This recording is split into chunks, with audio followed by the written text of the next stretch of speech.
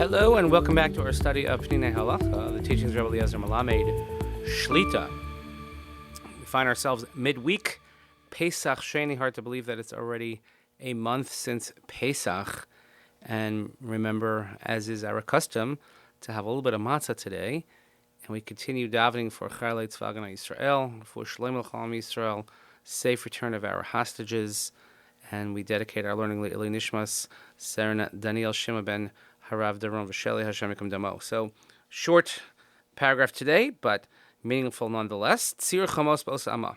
Yeshna Minhag Shasher Shabbatos. He says there is a minhag that is a custom that is mistaken. Now, that's not uncommon that we have people who have practices, minhagim, and they are based on nothing. There is a source in the Rishonim and Rabbeinu Tam and the Tosfos that says that minhag is the same letters as Gehenim. Just food for thought. Often people will say, well, that's my minhag, it's my minhag. But if it's not based on anything, then it's not anything. So here let's talk about, as far as we're concerned, a problematic minhag. That placed in the home and they build, and they leave it unfinished. Not plastered, not lime, anything. They hang near that spot, or near the door, a picture of Harabayit, a picture of the Temple Mount.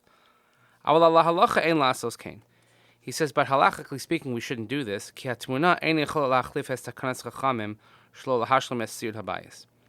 Because instead of leaving a portion unfinished, which is the Takana of Chazal, a picture is not going to take the place of doing that.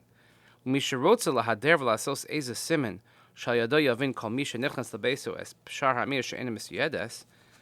a person who wants to beautify this custom and wants to make some sort of notification, some sort of indication, so that anyone who walks into the home will realize this is the place that is unfinished, you should put it near that unfinished place, not near the door. You should put it near the unfinished place. He's saying, oh, why do you have this spot unfinished? And you see a picture of Harabayis. Oh, that's why, because it's Zecher LeChurban.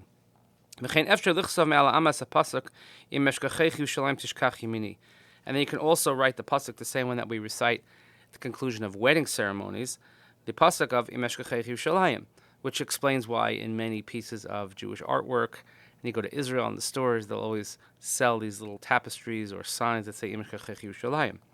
V'yesh mashirin esatich lelo sid, v'chortem b'derech tzir shel chamos, v'kiven she'en sham sid yotem bezeh. And some, they leave the pitch without lime, or they'll put sort of a image of chomos on some hills or something like that, and since there is no lime, it's unfinished, then you could be yotzei.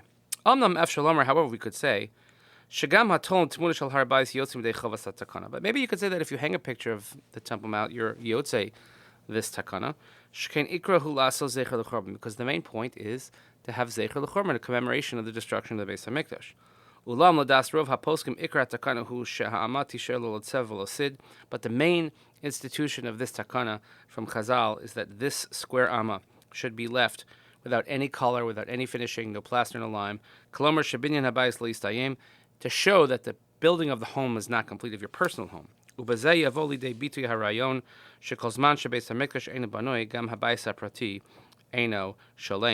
And through this expression, we'll understand that as long as our personal homes are not complete, as long as the Beis HaMikdash is not built. So it doesn't mean that you can't have a picture of Jerusalem. We have many pictures of Jerusalem in our home, but certainly understanding Zecher LeChurban, but it shouldn't take place necessarily of this practice. So a interesting halacha, but it's a concept that we deal with often of minhag, that sometimes when things get started, we have to know where they come from and where they're going, but doesn't mean that necessarily it's right just because we say the word minhag. So thank you so much for joining us today. Again, happy Pesach Sheni. Continue davening Chalei Tzva Agana Yisrael. For Shalom L'Chalam Yisrael, safe return of our hostages, and dedicate our learning Leila Nishmat, Serena Daniel Shima ben Harav Daron V'Sheli Hashem Yikum Damo. Thanks for listening. Have a great day. We'll see you here next time.